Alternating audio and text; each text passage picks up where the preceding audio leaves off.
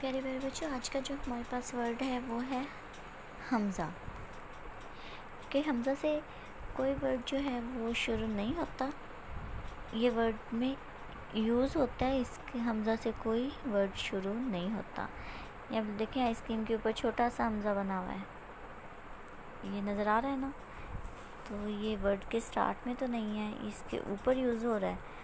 तो हमज़ा से कोई वर्ड जो है वो स्टार्ट नहीं होता, ये वर्ड्स के अंदर यूज़ होता है।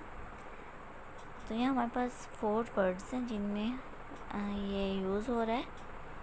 हमज़ा आइसक्रीम, हमज़ा आईना, आईना कहते हैं शीशे को। हमज़ा चाय, हमज़ा चारपाई।